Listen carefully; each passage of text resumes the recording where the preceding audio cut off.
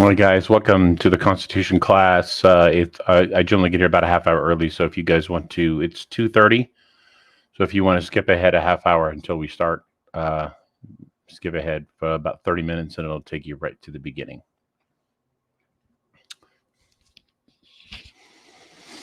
I just get in here early and chat with those. Kind of have a great little community that we all talk. So I got a couple people already. Hello.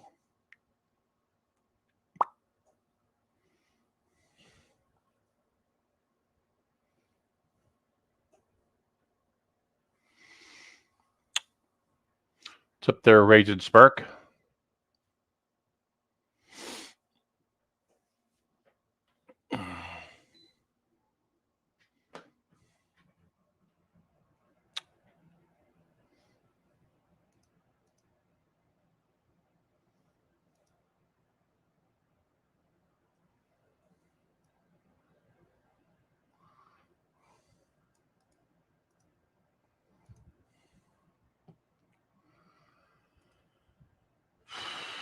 Hello, everybody. Looks like we got about 10 people in here.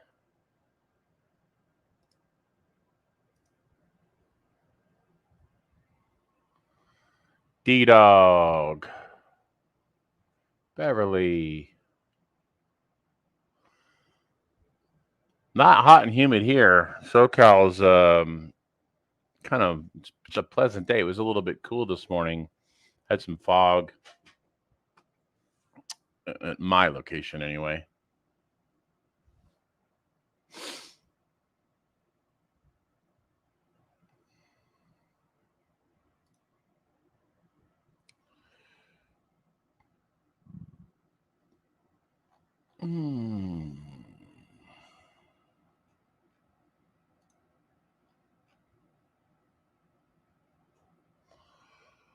Tiffany. Hello, Stephanie. 104, Tiffany. I'm going to be in Ahwatukee. Not exactly sure when, but sometime at some point over the next week or so. Hey, Chris.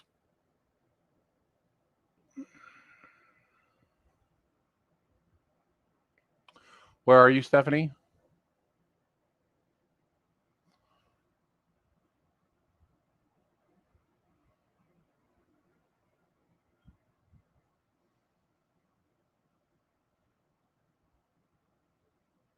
It's okay. Well, 68 degrees is actually fairly pleasant for you guys up in Michigan. It's probably a heat wave, considering what's the winter.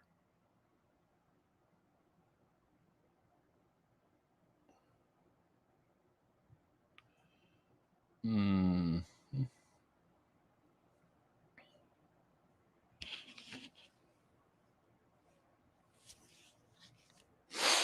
Mm. Did any of you guys catch the glitch last night?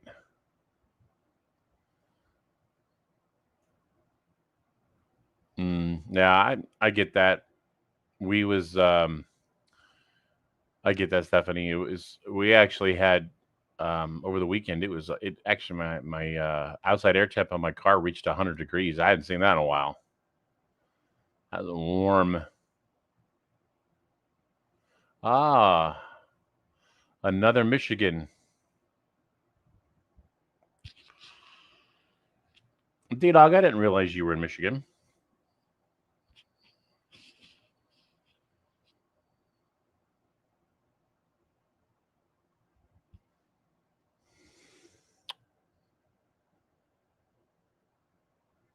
On the glitch last night, we were I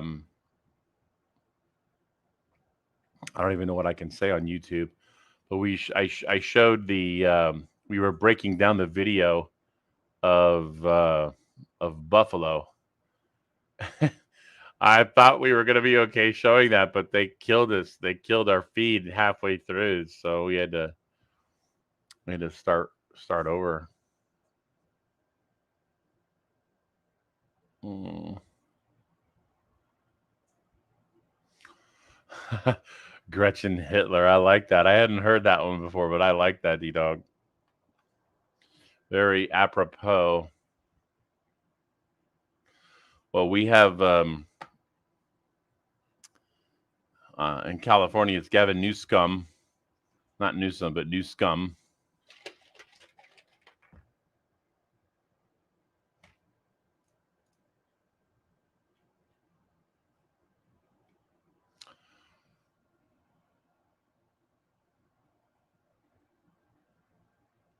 Well, when they killed our glitch show last night, it was we had to redo the show, or we had to come back. Anyway, I'm gonna most of all of the show that we were putting up online, even though the show got killed on the feed, we it was recorded on the back end. So I think what we're gonna do is we're gonna upload it. I'm waiting on Alpha to get me the video, and I'm gonna marry the two videos together, and then we're gonna put it up on probably on BitChute.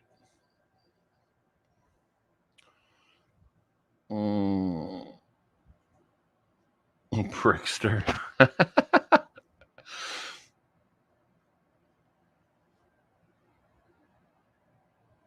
That is apropos as well.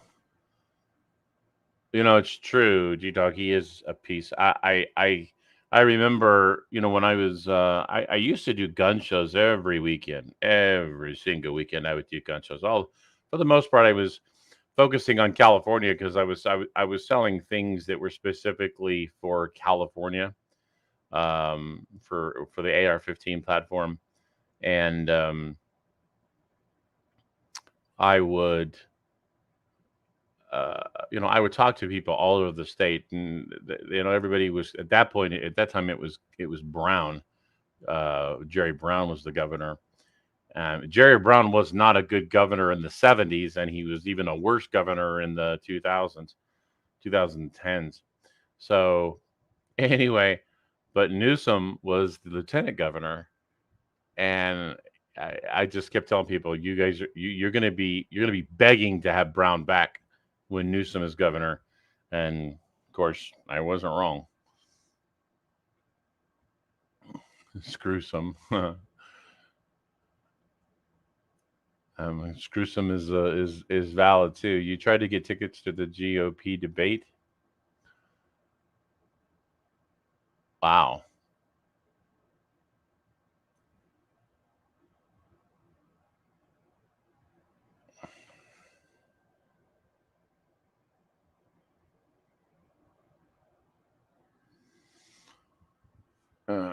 I'm gonna be right back, guys.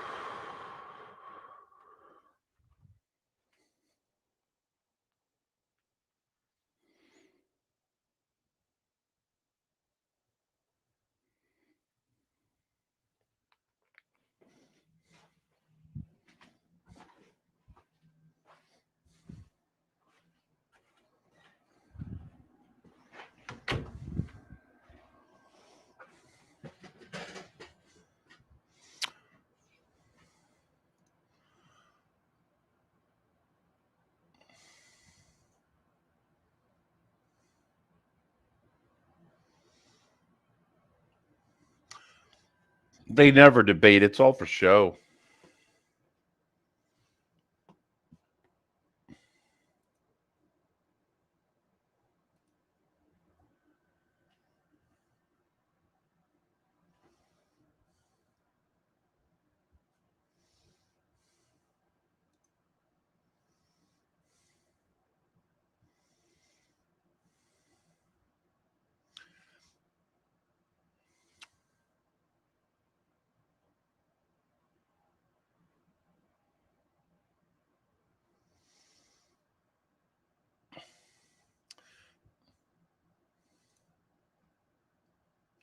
That was a cowboy. That actually was yeah. That ruling came down, I think, earlier today, which was beautiful. I love it when when certain judges are not woke. Makes me feel like there's hope.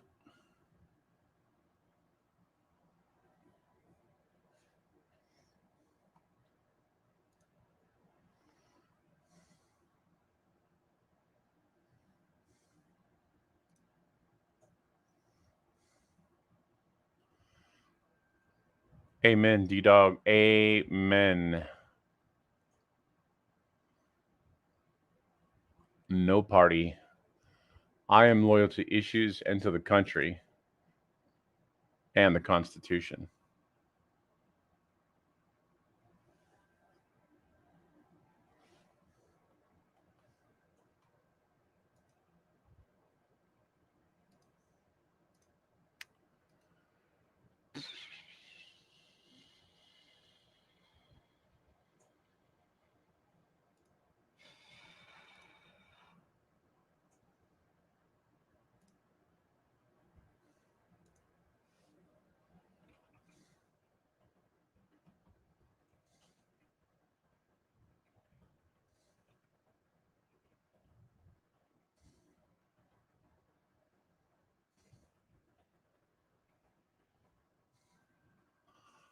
Uh,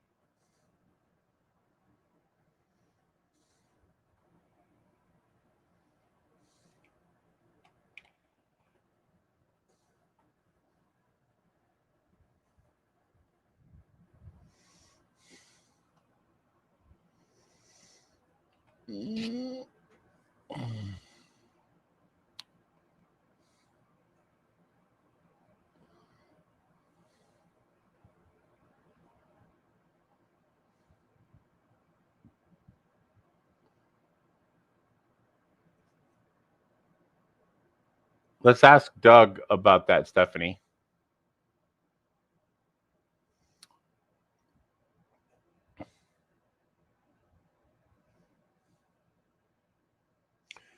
Remind me to ask him that question. Let's make sure that that's right. I want to say you're correct, but let's make sure.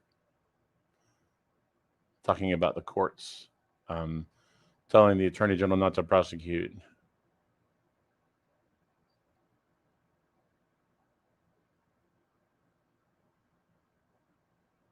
Oh no, that is true. Yes, judges can't repeal it. If I'm not mistaken, the juries can, or not juries can't necessarily repeal a law, but they can nullify a law.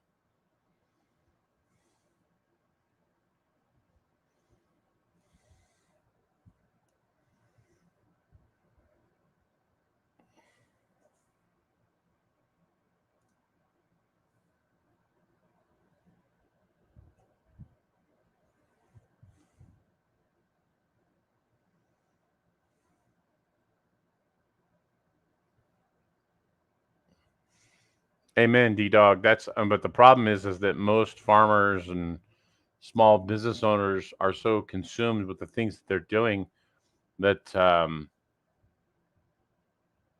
that they don't have time to run for political office. See, the crucial thing is that what we need to be doing is we need to be making government like part time. Right now, government is a full-time job, but we need to make it a part-time thing. If it was a part-time gig, then you could actually have it that way. Kind of like, yeah, exactly, D-Dog, exactly.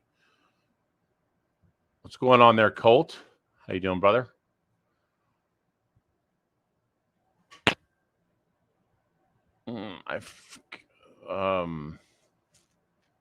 Talking about the I think Texas is a part time. I think Texas they only meet like a couple weeks a year. It's interesting when they do that. Then they get all their legislation done in one time, and then that's it.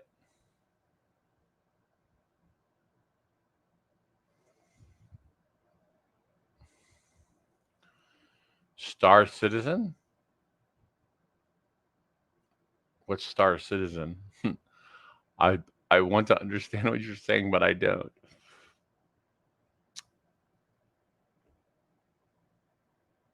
Mm.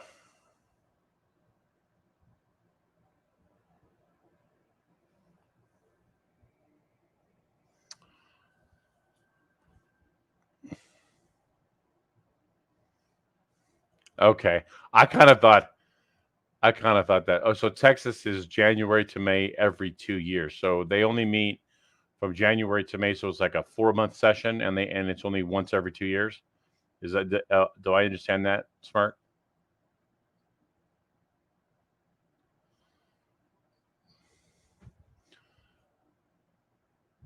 So what kind of a game? Actually, I'll just look it up.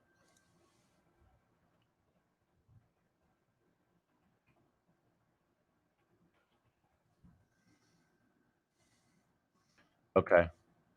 Are you? Is it like a? Are you like flying? Are you a pilot, or is it like a full first person shooter?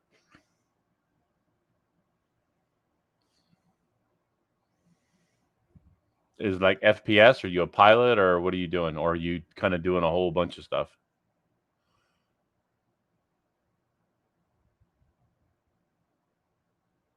Nice. Cool. Cool. Cool.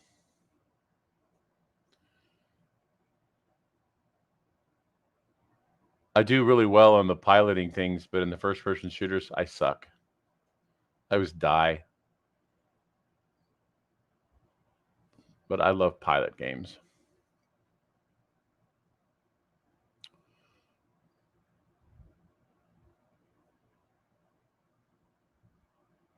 Cool.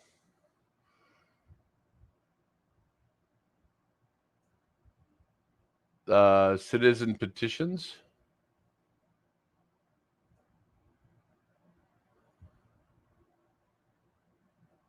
Yeah, I would kind of. Well, it depends on the state. The state really isn't going to be a. That seems like it's a state issue, Stephanie. Um,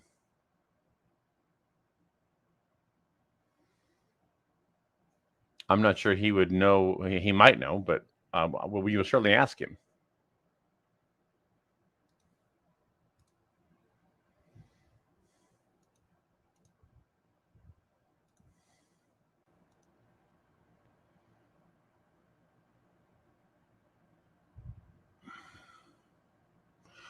Oh, Colt, no, I'm gonna have to respectfully say no because I know myself, and if I did it, I would probably want to stay in there, and I'd get nothing done. So uh, I like that kind of stuff. So the best thing for me to do is to avoid it, so that I don't. It doesn't consume my time. I have so many other things that I need to do. Otherwise, it's very tempting. I must say, it's very tempting. But I'm gonna respectfully decline. Hey, Ron. What's going on there, Mr. Hamster? Yeah, just trying to find enough minutes in the day. Exactly. Colt's trying to lure me into play a video game. Which one? Star Citizen? There's only one video game worth playing, and that is Civilization 5. Okay, well, you can't really say that to people who like Star Citizen. They like that Sure. game. Sure, I can. It's getting the competitive juices going. You cannot say when you say pre-alpha. What do you mean, Colt? What is pre-alpha? Because when you say pre-alpha, it's like to me is I understand beta, like beta testing. Is that like even before beta testing? Okay. You says caught up that in it. it's not even in the same genre. Yeah, Civ 5 is turn-based strategy. That's I don't like fast action games. I play them to relax. Start playing a shooting game and stuff like that, my adrenaline goes flying through the roof. Yes, we are, Stephanie. That is absolutely true. Oh, I didn't know. So you got a new state constitution in 1963? Huh. I'd never heard that. But I'm not from Michigan.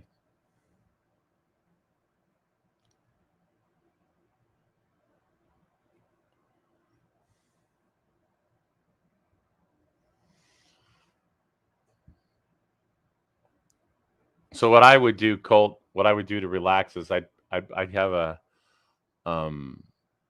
it was like Ace Combat 5 on uh PS2 or 3 or whatever. I would I'd put when I would want to relax, I'd just put the cheat codes in for like God mode or whatever, and I would just fly around and just destroy stuff.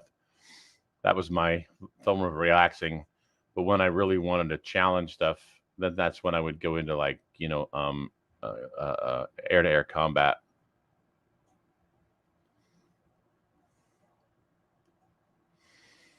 My favorite on Ace Combat was I got one of them. They had like it was like an X-wing fighter or something. I mean, it was something that was totally, like not very real at all.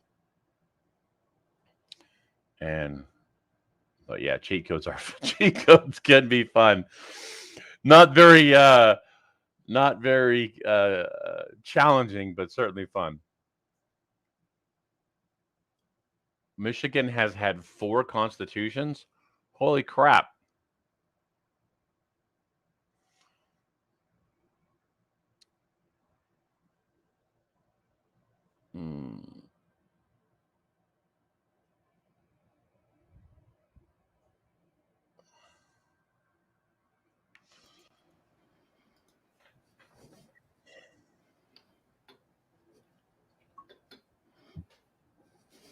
It's pretty good light. Tracy. Yeah. Tracy was on the glitch last night. She was on there. Tracy, did you make it on there for the second time? Because you were on there for the first one.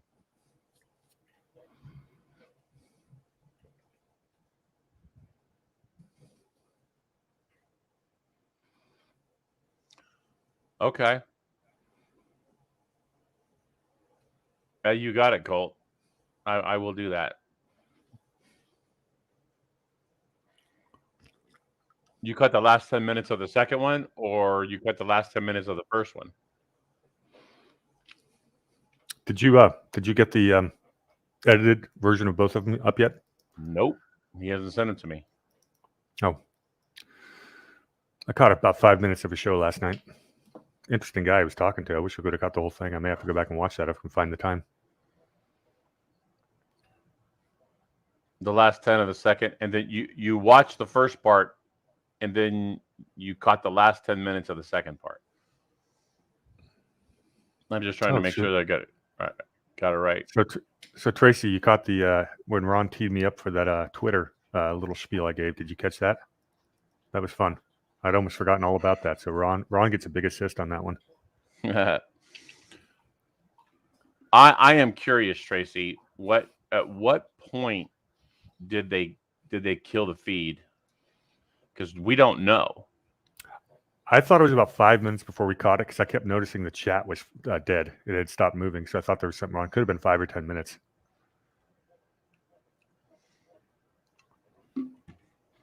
Are we taking wagers on how late or early Doug is going to be today?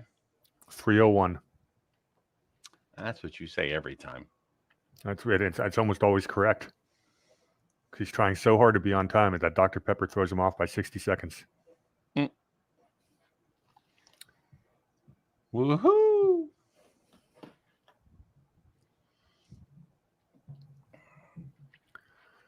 Oh, wow, that's fast. What's that? I placed an order today for some 2A supplies, and they will be delivered on Friday.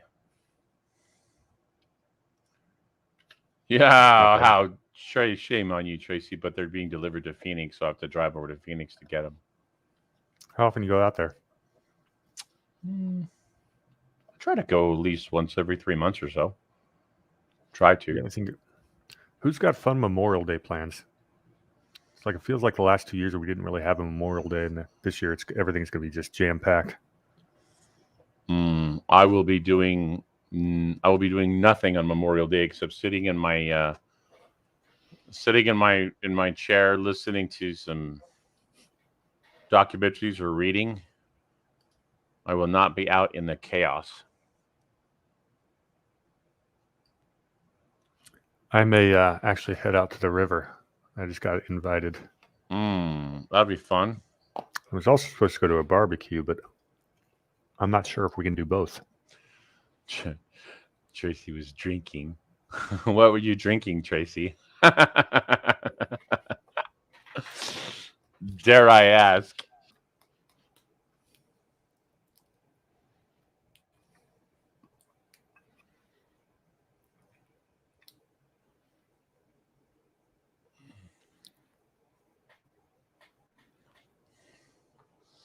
Was it anything like this?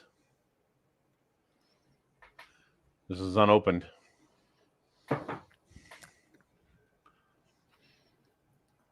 Yeah. Okay. Vodka.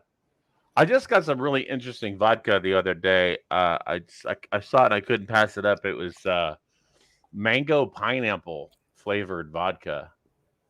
And I opened it up to taste it, and it was powerful. Mango and pineapple being indigenous to Russia and all that makes perfect sense. Mm-hmm. That's the thing about vodka. You can almost mix it with anything.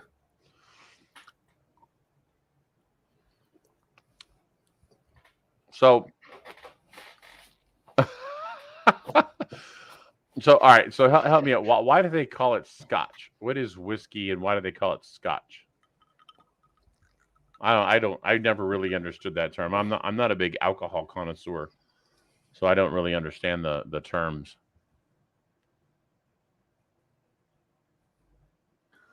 You've got Scotch, you've got whiskey, and you've got bourbon. So Scotch is whiskey and bourbon together? Scotch is they're all forms of whiskey, but when you say Scotch, let me see if I can find something that gives you a good one.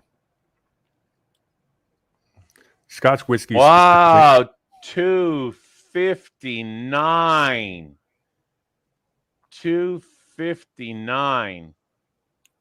Holy crap! It says Scotch whiskey has to be brewed in. Stop. $2.59. Where's the Dr. Pepper? In Scotland. Yeah, you shouldn't give me a hard time. You know my schedule. Okay, so if it's Scotch, that means it's actually from Scotland. That is correct. And okay. You might have to be from Kentucky to be a bourbon, but I got to double check that. Hey, well, Doug. Really? I tune in and we're talking. What? Uh-oh. You cut out, Doug. I cut out? Yeah. Now you're good. Huh.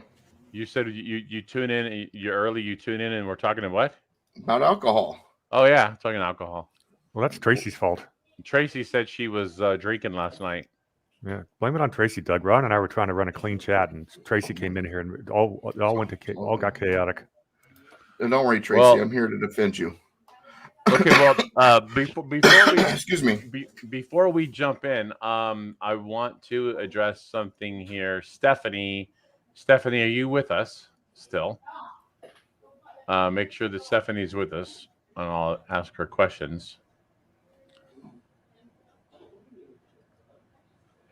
The first question she had something about it was more of a state issue. She said citizens. Let's see here. Okay, we have 18 citizen petitions circulating. Not sure how she feels about the process. They have a direct impact and don't require a vote from the legislature. Seems like potential mob rule. And then she said citizens can change law, repeal law, change laws, and amend the state constitution by petition and popular vote. And apparently that is legal in according to the state constitution. What is that? Something is really loud. It's got to be on Doug's end. Everything's quiet here. I know that I've heard a couple clicks, and I don't know why. I'm just no. Sitting here. I'm hearing somebody in the background coughing, and there's people talking, and that's yeah, you know. Okay, so now you just cut out. Yep, you're gone, Doug. That's Can't weird. hear you. Yeah, can you hear me now? Yeah.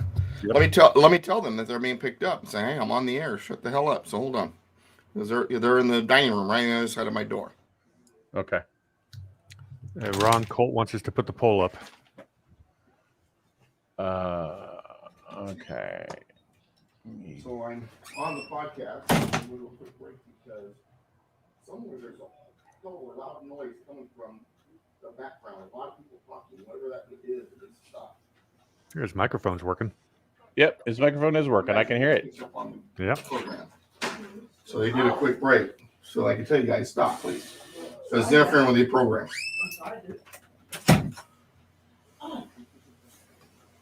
Quick break. Okay.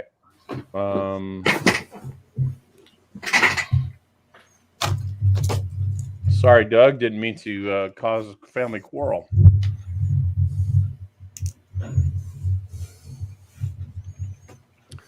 Hey, Ron, you got the Constitution for the online? Yeah, let me get that. Thank you,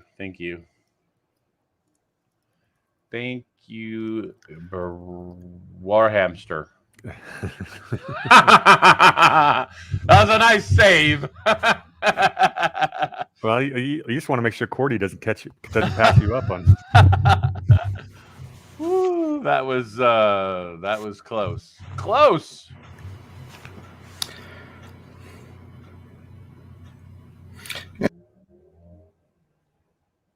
The connection keeps wanting to click in and out because I can hear it doing it, and I don't know why. Because I'm not even moving.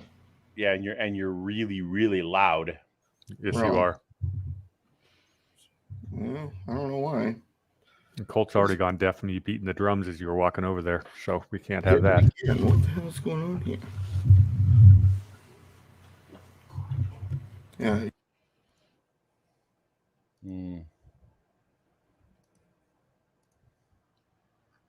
Yeah, Doug, it's going in and out, and it's that's what you know, and it always seems to be something on my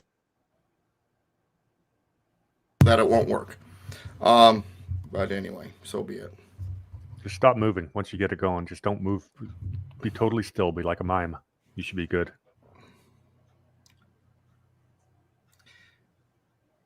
I need a studio with good equipment and no grandchildren.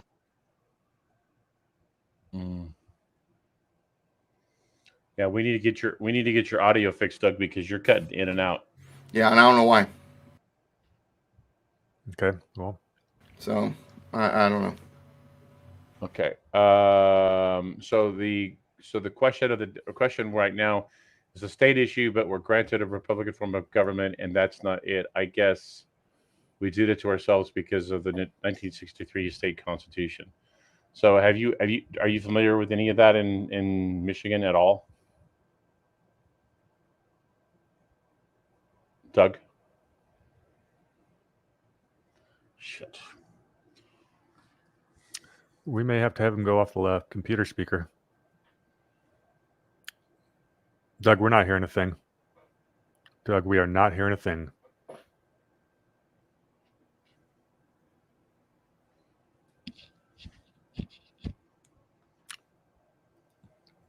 Doug. Timeout, Doug.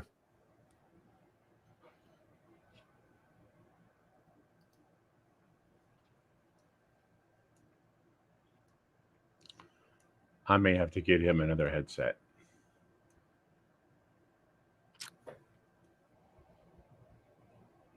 Yeah, get him some AirPods. Backup. Sorry, class. Technical difficulties. And Doug's not even a boomer.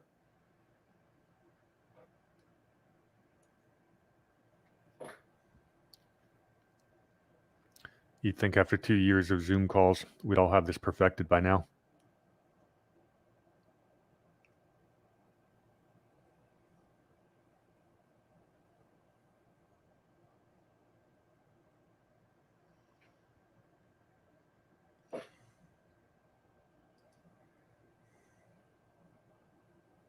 Yeah, exactly, Tracy. Me too. Nothing yet, Doug. Can you hear me now? Yes, I can Yes, hear you we now. can. What I did is I have two microphones, an older one and a newer one, and I bought the newer one in case I start having problems with the older one, and today might be that day. Okay. So the question was, do you know anything about the Michigan Constitution? I know a little bit about some of the state constitutions. What's the question? Well, because Okay, so most of them are similar on certain things. Go ahead. So she talking about citizens can change, and or she mentioned that there's 18 citizen petitions circulating. She's not sure how she feels about that because they have a direct impact, don't require a vote from the legislature, and appears to be mob rule. Citizens can change law, repeal law, change laws, and amend the state constitution by petition and popular vote. That is tied to the idea of jury nullification. Whether or not a state in their state constitution allows jury nullification to go beyond the jury box, that depends on the state. What jury nullification is if a jury, let's say in a trial, decides while that person may have been guilty of violating that law, the law is an unjust law or unconstitutional law, by a unanimous vote, the jury can actually nullify that law. Well, That's kind of what this is. Now, that said, with petitions, you're not supposed to be able to make law. You can only nullify law. So, in other words, if there's a bad law and a petition receives, according to some state constitutions, a certain number of signatures, that can nullify a state law. But they cannot create law with it. That still takes the legislative process. What about creating amendments for the state constitution? Every state constitution is different. The amendment they can with a petition propose an amendment, but still has to go to a full vote in order to be added to the state constitution. Gotcha. Okay. But they can propose amendments with just petition. Yes. So Stephanie, obviously you have to get a certain number of signatures based on. It's a percentage based on the last election and so on and so forth. Okay, Stephanie, we can't obviously focus on the entire thing because it's a Michigan thing, but I'll look it up and actually making new law through petition should not be in your constitution. When it comes to making law, that's why there's a legislative branch of the government. It has to go through that legislative process. All right. Okay. So let's go ahead and get started on Article 6. Yes, sir. Supremacy clause. Yeah, the supremacy clause, and this is important because we have a great number of people in this country, especially of a particular ideological persuasion, but really both sides are guilty of believing this. That pretty much our system has that there's this hierarchy that exists, that you have these different rungs on a ladder, and everything this rung does supersedes everything this rung does. Everything this rung does supersedes everything below it, but not what's above it, and so on and so forth. And that's not necessarily so. Ours is not a national government. That would be a national system where there's a central government that controls everything. Then there's provincial or governments below that can pass certain laws. Unless the national government don't like it, then they can strike it down, that kind of thing. That is not what we are. We are not a national system. We are not what is in Europe. We're not what's in the rest of the world. It all comes down to where does the authority lie? That's why ours is so different. National systems, pretty much the top government has all the authorities, and then the governments below have less authority and on down. Ours, it depends on what it is. And we have also something in our system that we call the enumeration doctrine. The top government, the federal government, only has the authorities enumerated to it. In other words, given to it in this document, the Constitution. If it's not in here as an authority, then technically they don't have the authority. There are some kind of caveats, necessary and proper clause. There are some things that they can do that if it's necessary and proper, but it's not the Constitution, but it's necessary and proper in order to carry out an enumerated power, then they can do it. For example, establishing a post office. This is my favorite example. There's no enumeration in the Constitution that allows them to buy purchase the postal trucks or to buy the sorting equipment, but that's necessary in order to carry out the establish the post office authority. Therefore, even though it's not listed, it's an authority that they have. But if it's not necessary for carrying into execution an authority that exists, and it's not expressly enumerated in the Constitution as an authority, then they can't do it. Simple as that. So there is no, they supersede everything because they're at the top. That's not the way our system works. So what I just said, I'm now going to read this, and it should make a little sense. Now, that said, there is one clause prior to the Supremacy Clause in Article 6 that we're going to read first, but we'll only take a moment, then we'll get to the Supremacy Clause. In Article 6, the very first clause actually has to do with debt. And the reason, debt and contracts and agreements and treaties and things like that. Here's what it says. All debts contracted and engagements entered into before the adoption of this Constitution shall be as valid against the United States under this Constitution as under the Confederation. In other words, what it's saying is this is a new governmental system we're setting up. Whenever there's a Constitution, that means you're creating a new government. That means there was an old government. The old government, the contract that created that, the social contract that created that, or compact, if you want to use that word, was the Articles of Confederation. Elvis has not left the building. And so what it's saying here is, even though this is a different government from the one we had, any agreements, debts, all of those things that were under the old government are being transferred to the new government. Still the same country, we're just changing the type of government we have. So those agreements that were on that old government is being transferred to the new government. So now I'll read it again so it makes sense. All debts contracted and engagements entered into before the adoption of this Constitution shall be as valid against the United States under this Constitution as under the Confederation. Okay? So, Doug, it's an important point that we find this in bankruptcy laws, because that way a company can't just declare bankruptcy and wipe out all their debts and start all over again. That's why they put the shareholders at the end of the line there. But it's also important if you look at some of these third world countries that are changing governments every 5-10 years. Can you just throw a revolution and get rid of all your debt? And international law has suggested no, which is a good thing, but it's also opened up a lot of countries to get exploited by the IMF and the Bank of International Settlements. So it's interesting that the founding fathers thought that far ahead. Yeah, that is interesting, and it is definitely a double-edged sword, so to speak. But the founders they understood, and they wanted. Well, you got to remember too is these were men who had sacred honor, so they knew what right and wrong was. It was self-evident. Remember the natural order of things? We've talked about that. They understood that it would naturally be the right thing to do to say, you know what, we're going to have a new government, but hey, don't worry, everybody. We're still going to abide by our debts and our agreements. Don't worry about that. We're going to stick to it. Same country, different government, but we're going to abide by all that. That's just the honorable thing to do. And as a developing nation, we were basically third world at the time. We were a third world country. Absolutely. Establishing that kind of credibility, allowed our merchants, stuff like that, to get better terms of interest and loans because you're coming from a responsible party that respected the rule of law. Yeah, I would say probably yes. I can't necessarily say I've read that was the case, but that makes sense. Yes, absolutely. And the thing is too is Hamilton. He believed though that also to help us with our credit, we needed a central banking system. People like Jefferson didn't necessarily agree. He felt that things like this was good enough. That this was showing the world, hey, we can be, we honor our agreements, we honor our debt.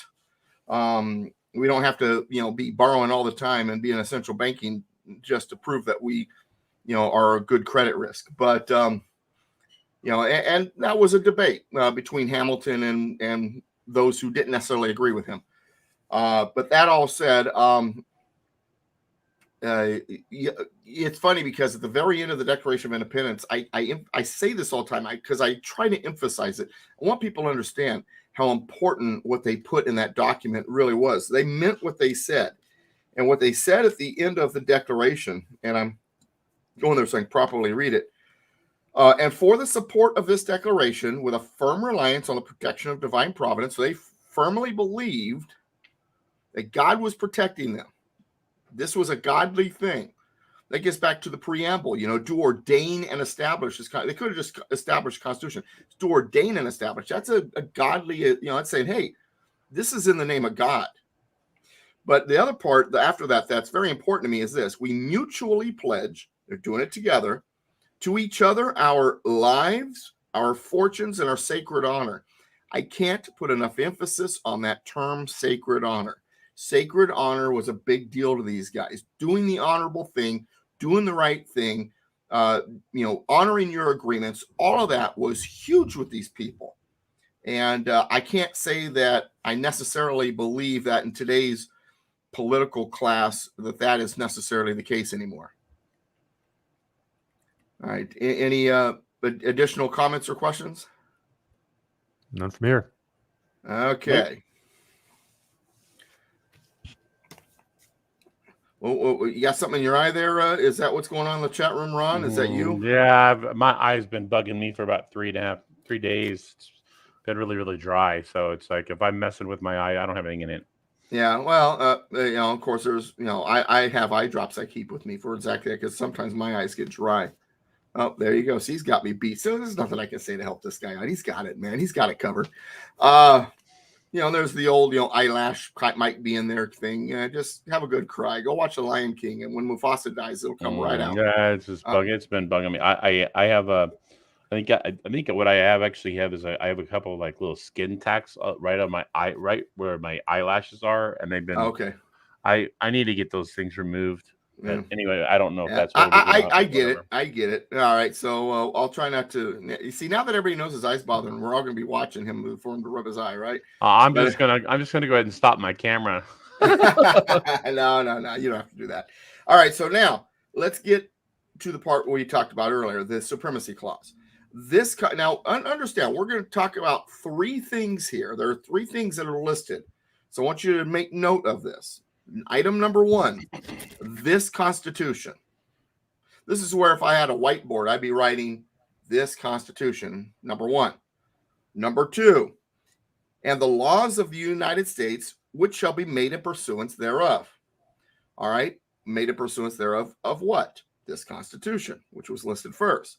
So item number 1, this Constitution. Item number 2, laws of the United States made in pursuance of the Constitution. Not all laws, this is suggesting, are made in pursuance. There's going to be some are made in pursuance, some that are not. The list that we're making here, these things, they must be made in pursuance of the Constitution. In other words, they must be laws that are authorized by the Constitution. That's what it's saying. If it's not listed as an expressly enumerated authority, then that law would not be on the list. It's something else. So this Constitution and the laws of the United States, which shall be made in pursuance thereof. Now there's a semicolon there. I'll get back to that semicolon later. And all treaties made or which shall be made. Treaties, we know what treaties are, right? They're agreements with other countries. And the Senate must ratify a treaty before it goes into effect. The president can negotiate and sign all the treaties he wants, but they don't matter until the Senate ratifies them. So now get back to it says, and all treaties made or which shall be made under the authority of the United States. In other words, it's been ratified by the Senate. That's what that's saying. Shall be the supreme law of the land. So, supreme law of the land, this Constitution. Now remember, when I say this Constitution, just because something's listed, we don't have those rungs on a ladder like I was talking about. Oh, what's in the Constitution? That means everybody has to follow. Not necessarily. It depends on where the authority lies.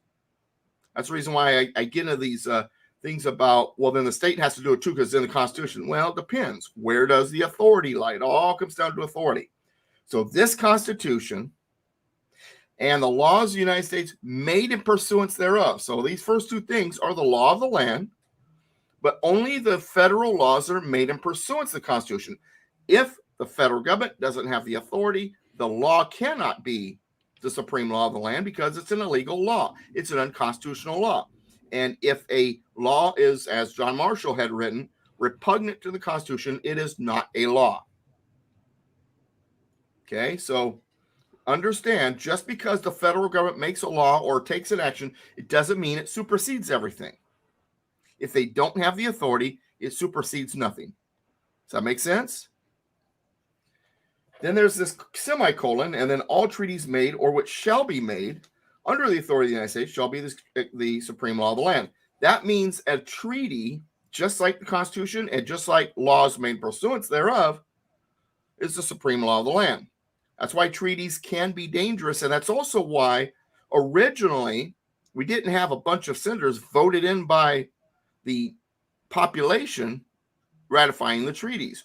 We had people who had been appointed by the state legislatures because they had also a big concern about the treaties. Is it going to interfere with their rights as a state? Is it going to interfere with their sovereignty as a state?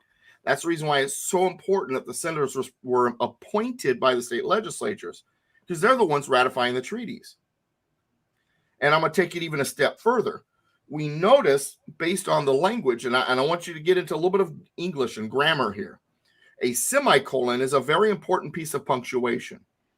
What a semicolon does is it separates a sentence, separates the subjects, but yet they're still tied. So there's something that connects them. There's still one sentence, but without the semicolon, if you had put a period, they could stand as separate sentences. But the reason why it's not a period, it's a semicolon, is there's still something that connects them. So it separates, but yet connects. It's kind of an interesting concept, the semicolon. And they use the semicolon here for a very specific reason. This Constitution and the laws of the United States, which shall be made in pursuance thereof, comes before the semicolon. The Constitution and laws made in pursuance to the Constitution. Semicolon. The reason why it's not a period is because all three things are the supreme law of the land. That's what connects them as a sentence. So it wouldn't be a period. However, it's a semicolon because that part that says made in pursuance thereof, with a semicolon there, that separates that from the next part. So in other words, treaties, now I want you to sit down for this because a lot of people have trouble with this. Treaties don't have to be in line with constitutional principles. They don't have to be made in pursuance of the Constitution. Now, I get a lot of heat on this because there's a lot of people that argue with me about this. I'm giving you what they wrote and what they said. Thomas Jefferson understood this.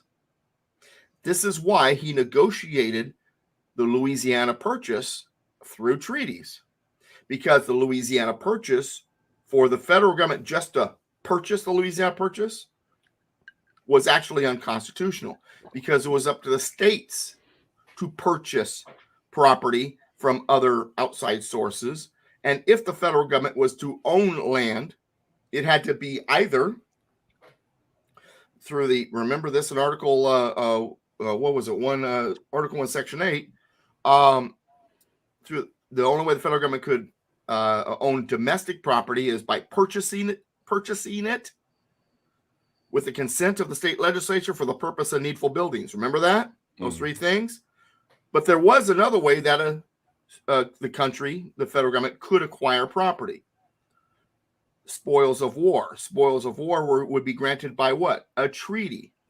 So they could acquire land technically by treaty as well, but it couldn't be domestic lands. It would be foreign lands. Technically, the states are supposed to purchase foreign lands, but as spoils of war with a treaty, the federal government could acquire land that way.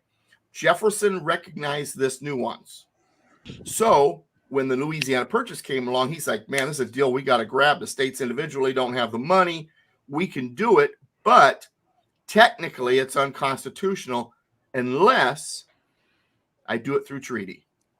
So that's what he did. He negotiated the entire Louisiana Purchase through treaty. Now, I think it's you, Warhamster, was bringing to my attention, and I still haven't done all my studies on it. I've read the basic stuff on it.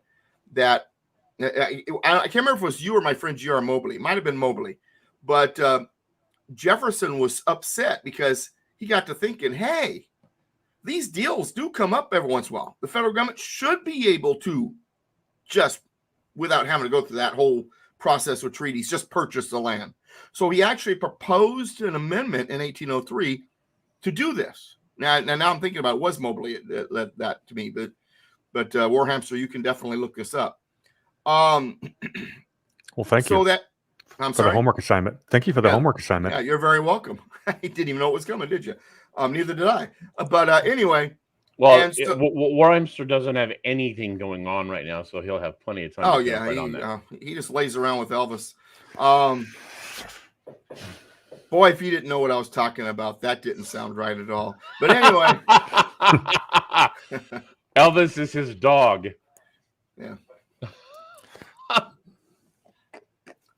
Suddenly, scenes of Psycho come to mind, right? Instead of his mother, it's Elvis in the chair. But anyway, wow, that was a horrible turn away from the norm. Don't worry, I'll shoot the rabbit. Get back on the main path. So here we are. We've got Jefferson going, man. To get the property, this is tough. So he proposed an amendment saying, hey, federal government should be able to purchase. It didn't go through. You notice there's no amendment that says that. It didn't go anywhere. He really didn't propose it. What he did is he sent the proposal to Congress, hey, you guys need to propose this. They didn't propose it. They disagreed with him. Anyway, so but my point is this. So now that I'm helping you understand that treaties don't have to be pursuant to the Constitution, that makes them very dangerous. And that also helps us understand why the Senate must ratify them. Because remember, the states, through their delegates, created this government. The states then are the final arbiters of this contract because they're the parties to the contract. So they're the ones that can decide if it belongs in the contract or not as an amendment or as a treaty or whatever. Well, this is a really important... Yeah, go ahead and finish. I got a great question. If you have, who better than those who are the final arbiters to be the ones that are ratifying something that doesn't have to follow constitutional principles? Does that make sense? Now we've changed it, and it makes it very dangerous because now we've got democratically elected people, democracy deciding what our relationship is with the rest of the world, rather than the states through the Senate who did so that they had oversight over all of this. Okay, Warhamster, please. So it's really topical because on the 22nd, the World Health Organization is going to implement their basically having national health directors become dictators under a declared emergency, and Biden's administration is going to try to treat it like a treaty. And obviously, the Senate is unlikely to pass it, but a lot of people are very concerned about this. So now the WHO could have all kinds of powers. They could tell us when to lock down. And there's a lot of confusion on this because I'm being told all these different things about it, and I'm trying to do my own research. And correct me if I'm wrong. From my understanding, there is an existing World Health Organization agreement, kind of with the United Nations and all that, but we never ratified any treaty that puts us in line with that language. That would be correct. They have a charter. We have signed the charter. Okay. So the question is, well, can they just do this? any agreement with other countries are technically a treaty. That's the reason why my head was just spinning in a million directions when the Iran nuke deal with Obama was being called an agreement. And it was a damn treaty. And it should have gone through the Senate, and it didn't. And they called it an agreement on purpose. They know a treaty has to be ratified by the Senate. That's why they want so badly to get their more seats in the Senate, because they're not sure they have the votes for this. Now, World Health Organization, if they decide to try to implement this, the first response by the states could be, hey, we got no treaty. We don't have to abide by it. So there has to be a treaty ratified by the Senate, or an existing treaty if it's been amended. But even with an amendment, then it still has to be ratified because it's being changed. So no matter what the argument, if the treaty exists or it's already exists, but these are amendments, because I've heard both, either way, it still takes the Senate to ratify. This is why, getting back to an older argument now, the 17th Amendment is so devastating.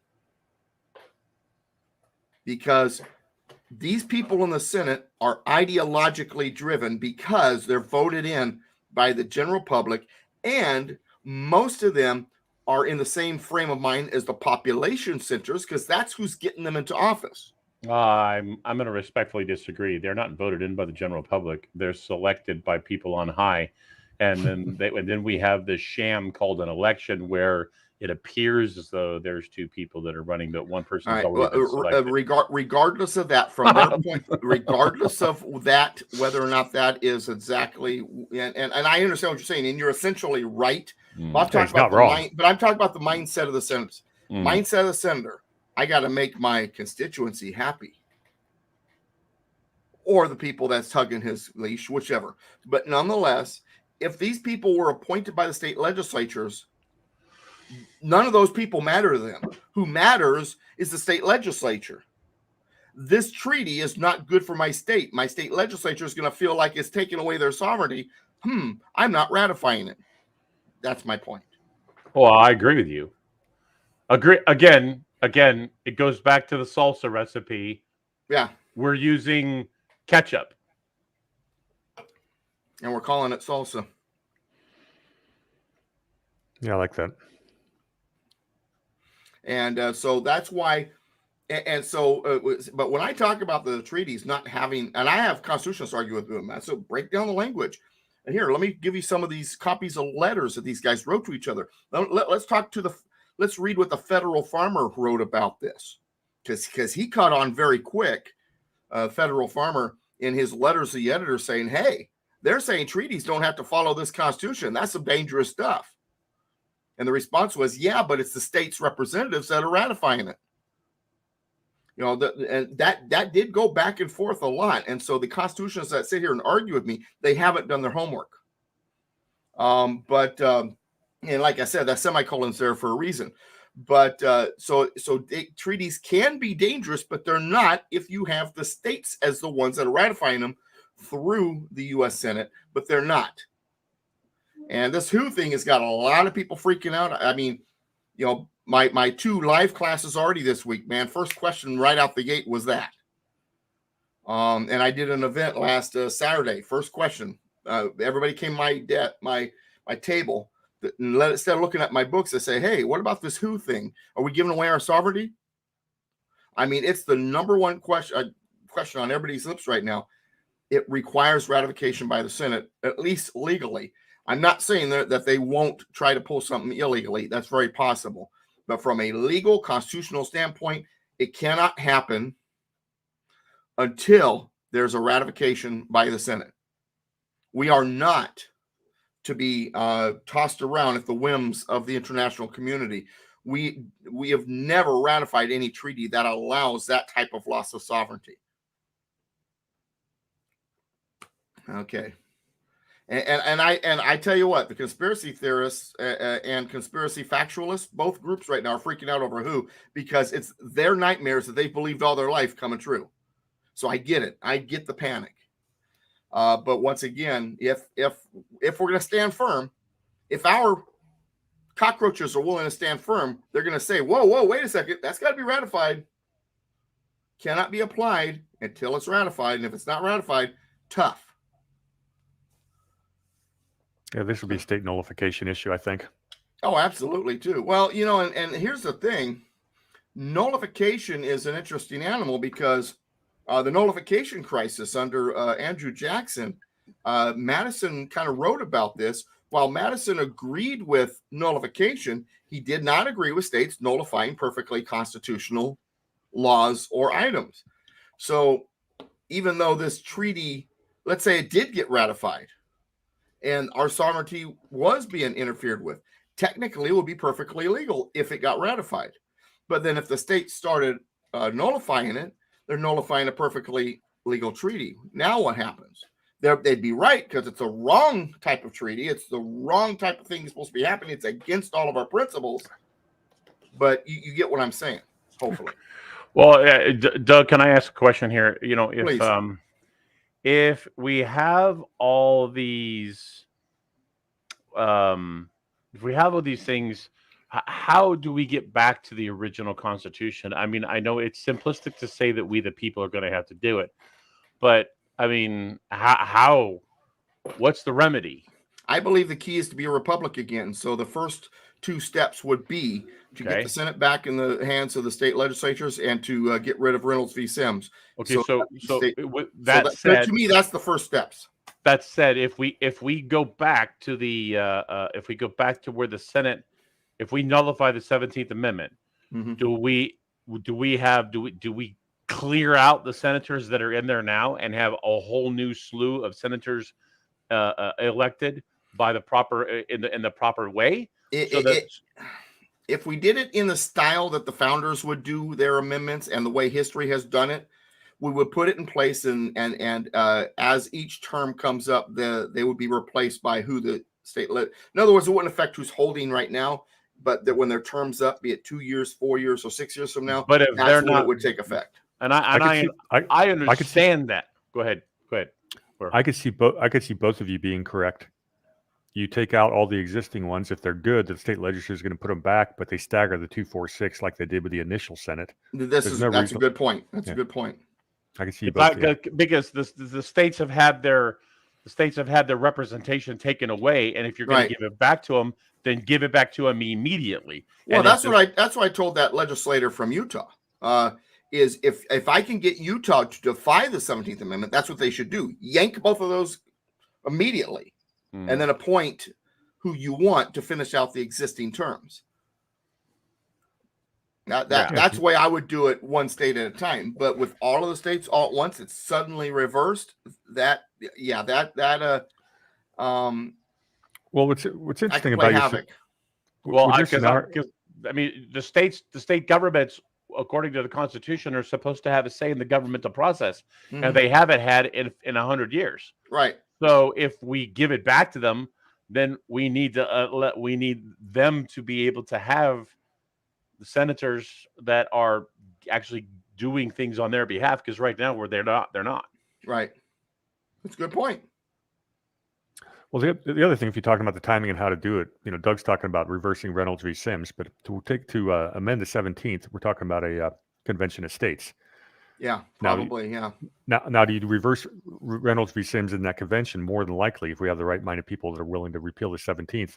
So now you're dealing with a whole new legislature first, and then you have to appoint the senators, especially in like California. That's a good point, and I think that would be the better way to do it too. If you want to be as much of a republic as possible, that'd be the way to do it. Because you're doing ground up, and I agree with that as well. Yeah, that's a very good point. Audience, let me because some of the audience is probably with us. Some of it we might not understand what we're talking about. So let me break it down real quick. Okay, so when we had the two houses of Congress created, there were two plans. There was something called the Virginia Plan and the New Jersey Plan. The Virginia Plan, state with the largest population at the time, says, hey, our Congress should be based on population. So who has the bigger population gets the most say in Congress. And New Jersey says, no, because the smaller states, we're screwed. It ought to be even, like one legislator per state. That way, everybody has an equal voice in the Congress. And they're fighting back and forth, back and forth. They haven't even talked about if it's going to be a one-house or two-house Congress yet.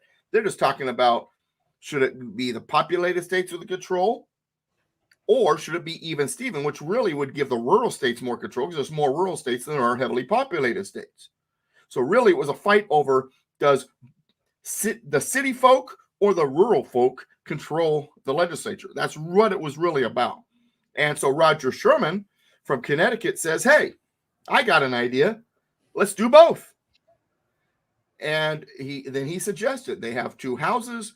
The House of Representatives be the Virginia plan, the U.S. Senate be the New Jersey plan. So we got one based on population that's democratically voted in. We have one that's even Stevens, 2 per state, and the state legislatures appoint. That way the people have their voice, the states have their voice, the rural and the city have each of their own houses. It works out wonderfully. It's a good balance. And that's what they're looking for, was balance.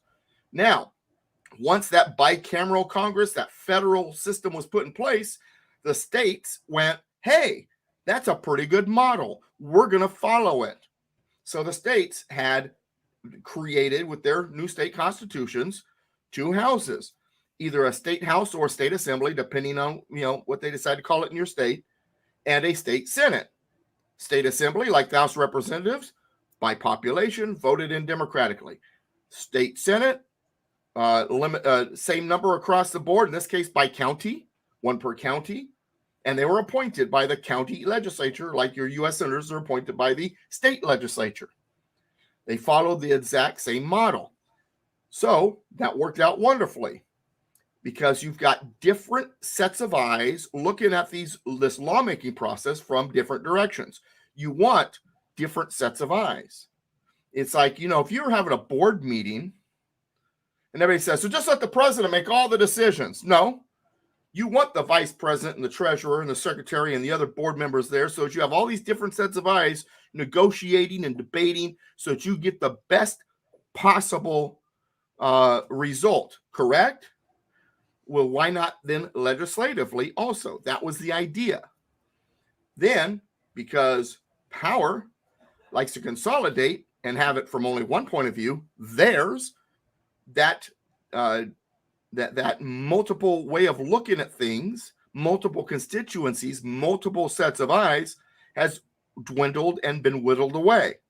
So that now you have the 17th Amendment that changed the U.S. Senate from the state legislatures appointing the senators to them being voted in, so that really the senators are just a House of Representatives by another name.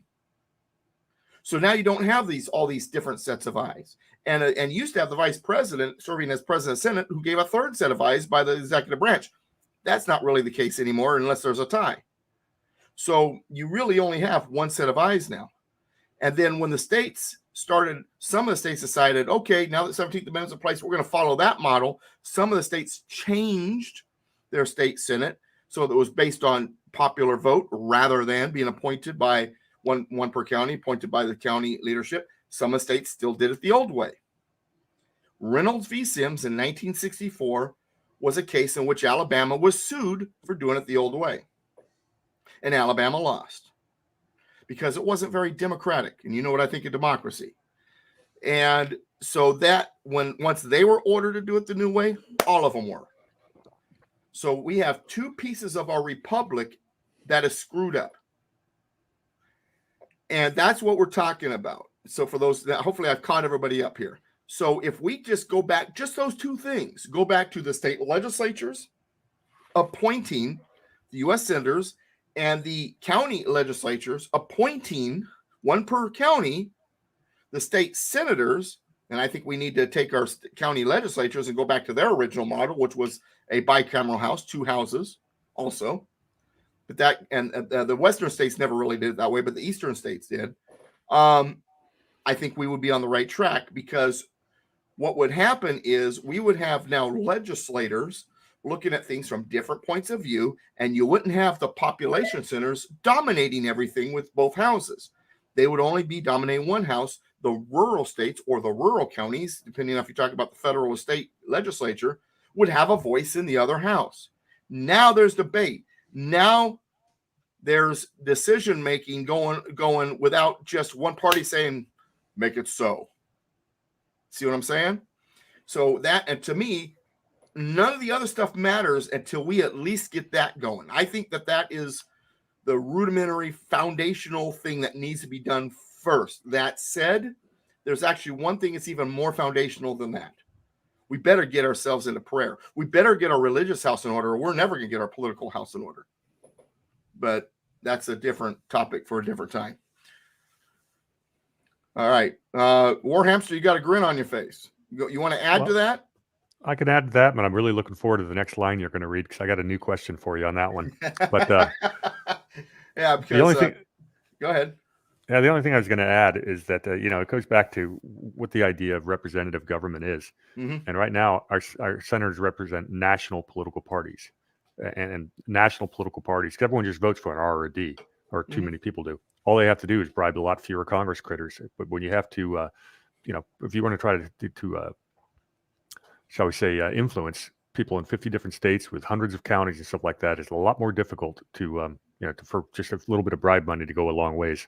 So, yeah, Ron put an interesting thing that I didn't mention, but it's very true. Nebraska does not have a bicameral legislature; it's a unicameral legislature. That happened in the 1930s for whatever reason. They did originally have a bicameral legislature, but the 1930s, and I haven't done enough research to find out why they decided to do it yet. But in the 1930s, they decided, hey, we just need one house. Well, there was actually somebody in the chat had asked. Colt asked, they said the eastern states don't have a bicameral government? With a question. And so I was responding to him. But yeah, Nebraska is the only one. Yeah, there's one state at the state level that doesn't have a bicameral system, and that is Nebraska. And then for the most part, counties don't have bicameral systems anymore. But early on, the early states did. As we moved westward, a lot of the frontier states decided not to go with the bicameral county governments. And in fact, Alaska doesn't even have county governments or counties.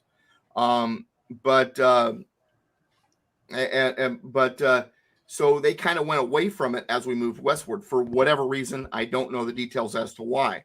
But I think that if we were to get our counties back to a bicameral system also, it would also fix a lot of problems, because how many of you are usually pretty pissed off at your county supervisors?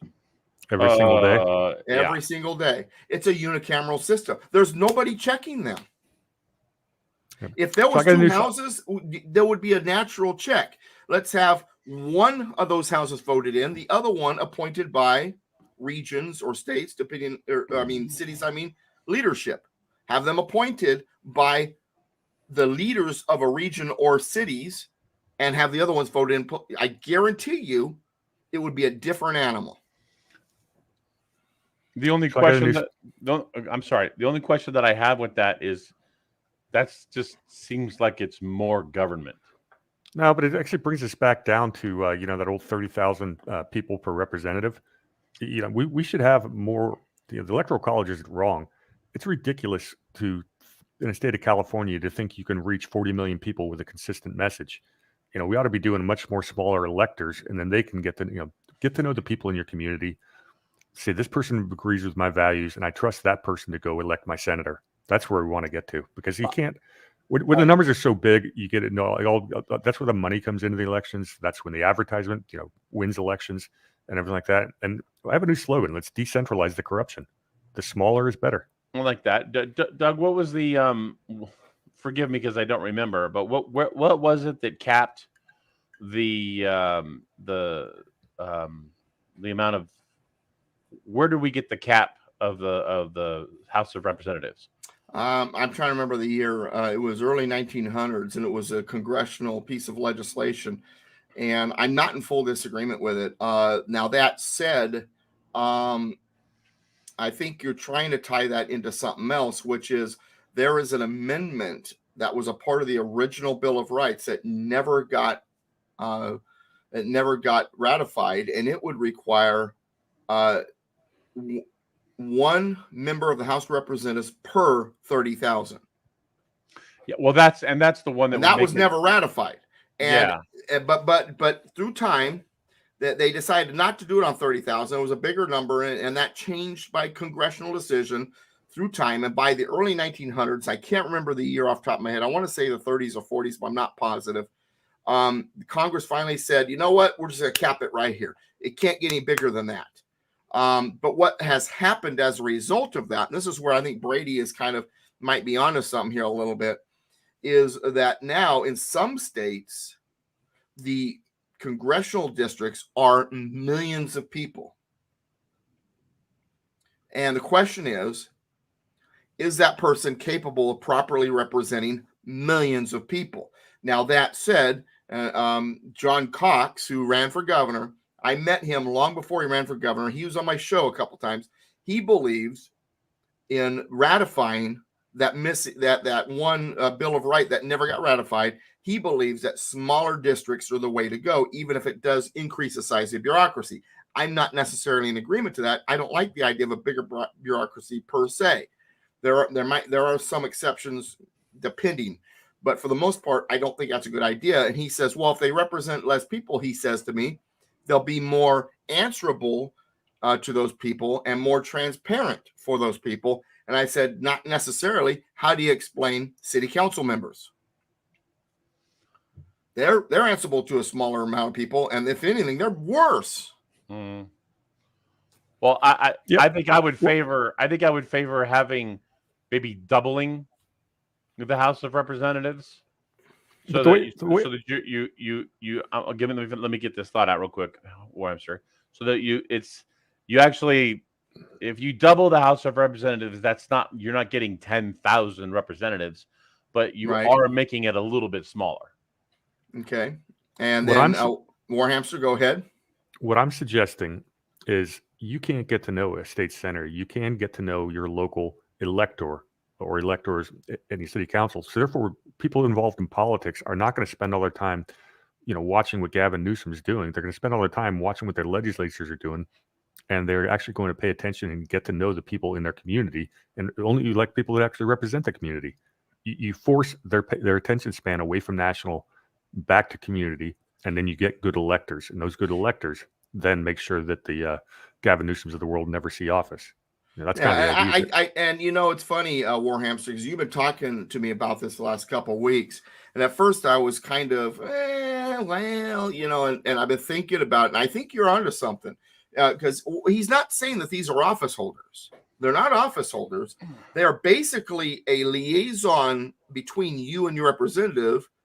In a sense, that's what they become, because they're the ones that are voting for that representative, and they're going to vote based on what their smaller district, because you take the representative district, you break it into the different electoral districts, then the elector represents that smaller district, and he votes for that smaller district. And then if you want to communicate with that representative, that same elector is going to be acting as like a liaison between that smaller group of people and that representative, and that representative is going to be more likely to talk to that elector than Joe Blow.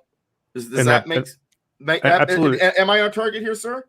Yeah, and the people are going to pay much more attention to who they vote for and select locally, because that person, we just gave them a lot more power. We just disenfranchised ourselves from having a vote, for the state role, and we disenfranchised ourselves and gave that trust to somebody else. And we better make the right choice, and people will recognize that. I think what it would create too is that people will be more informed and more involved, because suddenly the wildfire is no longer smoke in the distance. It's on their street, and they better have their hoses ready to put it out if it gets out of control, kind of thing. I tend to think that one of the major problems that we have isn't necessarily, we do have the problem of corruption in the government, but I also think that a bigger problem that we have is we have way too many people voting. Let's solve that one another day. I'm just saying. We can solve that another time. Not to turn on a sarcasm pump. Go shoot that rabbit before he sticks his head out anywhere. Would you like Bill Gates' phone number? I can tell you where he lives. Oh, I wasn't going there. I know you weren't, but that's Whoa, what it time could have out. sounded like. Time out. That was not where I was going. I was. No. Okay, You want to okay, go back to something like landowners or something like that. Property taxpayers. So let me say we have way too many unqualified people voting. How's that? So now here's a question, and I know we're way off the main trail, but this is interesting. And I want the chat room. I want you to pay attention here. Pay attention. I want to see it in the chat room too. The answer: should there be a civics test in order to get an approval to vote? 100%. Yes, you have to want to be a citizen. I like the Heinlein method. Go ahead, Ron. Do you know Heinlein? You've given me this one before. Spit it out. You have to be a citizen to vote in order to earn citizenship. Talking Starship Troopers, yeah. Mm-hmm. Mm-hmm. Yeah, that's but in order to be a citizen, you have to give service. So you have to have served in the military or something like that in order to get your citizenship. Really good argument. Really good argument for socialism. That was a good movie for it. What the military is a socialist organization. Well, now, Colt, I would still say they still need to prove their citizenship with an ID, but let's make sure they do a civics test too. Of course, I'd have to write the civics test. I wouldn't trust anybody else to it, but that's beside the point. All right, let's before we run out of time, let's get to Warhamster's other point here. So this Constitution, the laws of the United States, which shall be made pursuant thereof, and all treaties made or which shall be made under the authority of the United States, shall be the supreme law of the land, and the judges in every state shall be bound thereby. That's based on also authorities now. Stop right there. Okay. If you are bound by something, you do not get to change that something. You don't get to rule over it. Is that line not the argument against Marbury versus Madison right there? If the judge is bound by the Constitution, you cannot change something that you are bound by. Otherwise, you are not bound. That's a very good argument. I've not heard that before, and I think you make a lot of sense there. Absolutely. Marbury versus Madison, what he's referring to, folks, is the idea of judicial review, where the judges interpret the Constitution to mean whatever the hell they want it to. Well, but if they're bound by it, how can they interpret it to mean anything other than what they're bound by it meaning? Well, they should have no power over something that binds it. Right. It's like the inmates running the asylum. Well, it's a binding agreement, is what it's saying. Mm-hmm. And one party cannot change that, but they decided they could. Right. That's a good point. Well, okay, so there's a few people in the chat that have said, if we took back our education system, there would be no need for a test. So some people are like in favor of some sort of a civics test to vote. Some people aren't. Some people think that we should just have is just a voter ID or something to prove citizenship. And while I agree, Cole, you kind of, in my humble opinion, you kind of just contradicted yourself, because proving citizenship as a voter ID is all we need, but we've got a slew of people who are essentially socialists because of the education system. So you kind of can't have it both ways there, in my opinion. And the rough part is a lot of those people are the ones that are breeding. Right. So idiocracy suddenly comes to mind. Oh, don't even go there. Are we done with Article 6, sir? No, we're not. Okay. But we are almost there. And since I was a minute early, I should be wrapping it up. But let's get going here. And the judges, every state shall be bound thereby. And I think, Warhamster, you make a very valid point there. Anything in the Constitution or laws of any state to the contrary, notwithstanding. In other words, if something is constitutionally the law of the land, the states cannot make law contrary to that. And someone says, then the states can't make anything against the Second Amendment because it says it shall not be infringed. But remember, where does the authority lie? The authority on shall not be infringed, that is to the federal government, shall not be infringed.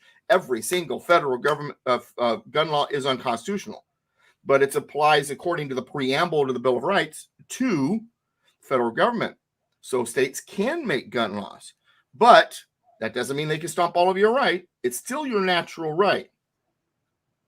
So just be careful when we talk about making contrary, we're talking about authorities. For example, immigration is an authority of the federal government. So guess what? What are those laws? The sanctuary state laws? Those are contrary to federal immigration law. So they are unconstitutional. That's what this means. Senators and representatives before mentioned, and the members of the several state legislatures, and all executive and judicial officers, both of the United States and of the several states, shall be bound by oath or affirmation to support this Constitution. That's huge. That means if you're holding office anywhere, your job is to support this Constitution. You're bound by oath. But no religious test shall ever be required as a qualification to any office or public trust under the United States. In other words, they can't say, well, you know what, Secretary of State, but we don't allow Catholics, so sorry, you can't have it. No, don't work that way. No religious test. But now this is the only place that religious test is mentioned. It comes down to holding office. I remember back in 2012 and 2012 or 2016. And this Khan was his last name. And he's waving this blue Democrat version of the Constitution. He says, this president wants to stop the immigration of Muslims, and it says no religious test right here in the Constitution. Congress can stop whoever from immigrating in this country, whoever they want. There's not religious test has nothing to do with it. If they decide they wanted to make sure that, no fill in the blank group can immigrate this country, they can. That's Congress's decision. They can prohibit whatever group or people or whatever that they desire based on what they think is best for this country. The religious test only applies to office holders. Okay, one last thing, because I want to go through Article 7 real quick so we can start fresh with the Bill of Rights next week.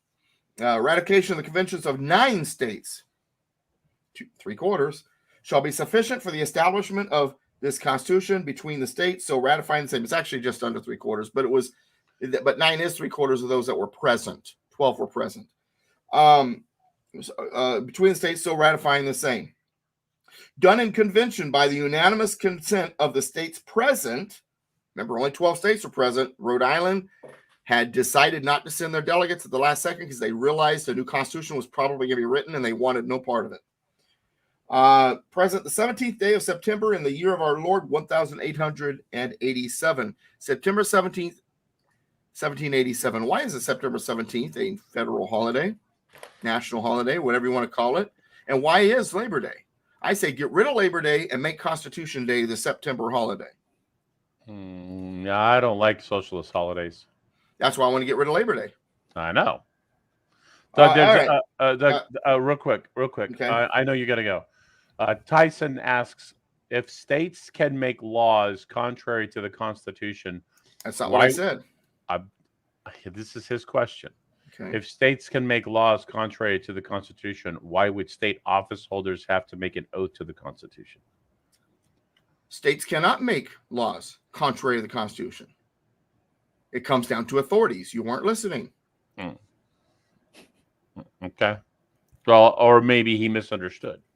Maybe he misunderstood.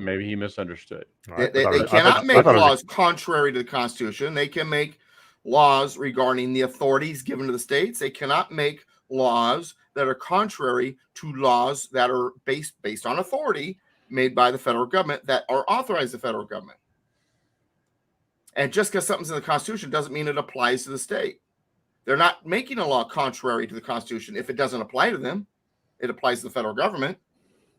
Well, that's like me saying, that's like my son and daughter, Christopher and Courtney, and saying, oh, now, Christopher, you cannot go outside. Courtney says, I can't. It doesn't apply to you. You can go outside. You're not making anything contrary to what I said. It applies to Christopher.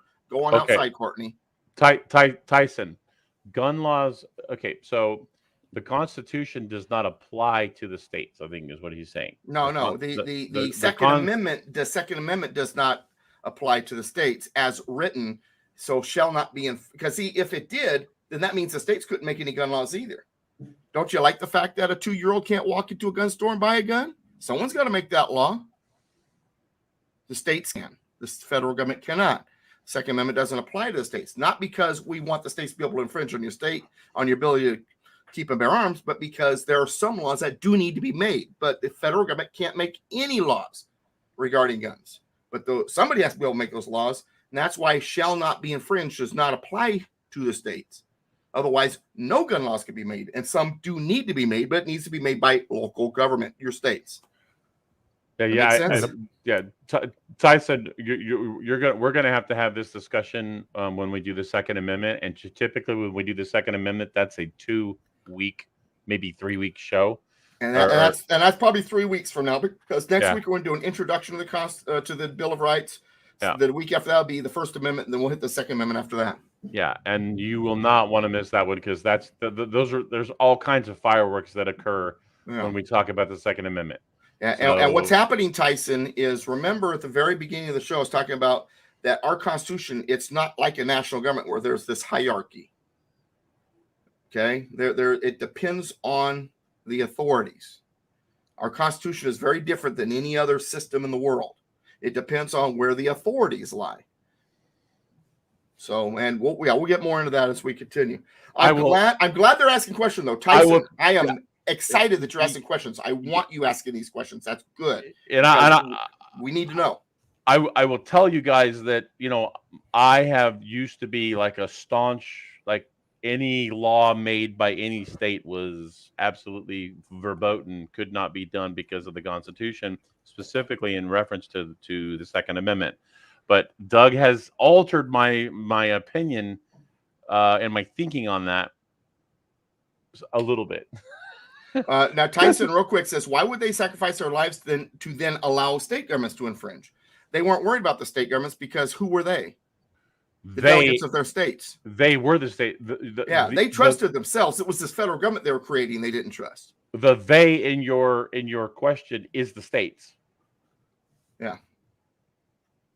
So they trusted themselves. It was this federal government they were worried about. Okay, right. Very good. The conservative cowboy. I'm not going to get into that one because that's a long answer. But I'm sure Warhamster would love to play with it, kind of like a cat plays with a mouse.